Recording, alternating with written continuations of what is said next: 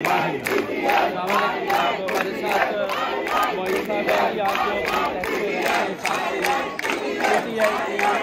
खान साहब की बहुत ज़बरदस्त निगरानी की है और अहदेदार भी हैं और क्या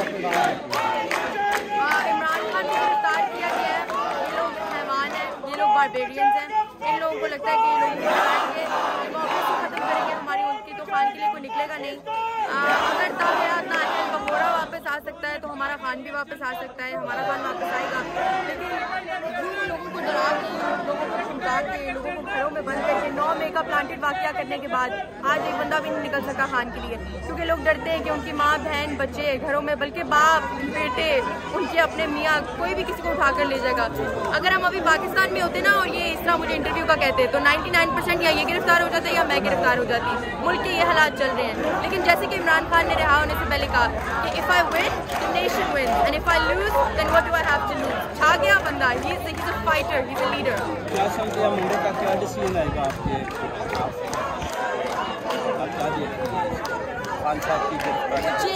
आपको क्या लगता है कि 3 दिन से ज़्यादा गिरफ्तारी नहीं रह सकती, उस हवाले से आप क्या कहते हैं? सच बताऊं तो मुझे इस मुल्क की अदलिया से, इस मुल्क के इंसाफ के सिस्टम से, मुझे इस मुल्क से उम्मीद ही नहीं रही। अब अगर ये बगैर कौम जागे निकले अपने हक के लिए तो फिर ही कुछ होगा। आपकी वाइफ तो कह रही है कि हमारी प्लानिंग है कि इनको जहर भी देना। दिलावर, मैं आपको एक बात बताती हूँ, मैं लॉ पढ़ रही हूँ, ठीक है। 10 years डाउन द लाइन जब मैं अपने करियर के पीक में होंगी ना, अगर नवाज शरीफ फैमिली का कोई ऐसा केस आता है ना, जो ऐसा केस है जो ना एमली का केस है या कोई लाइफ लॉन्ग डिसीजन का केस है, तो इवन अ ले मैन नोज के मेरा पास देखने में इमरान खान की सपोर्टर हूँ, I can't do that case. मेरे मॉरल और एथिक मुझे वो केस करने नहीं देंगे।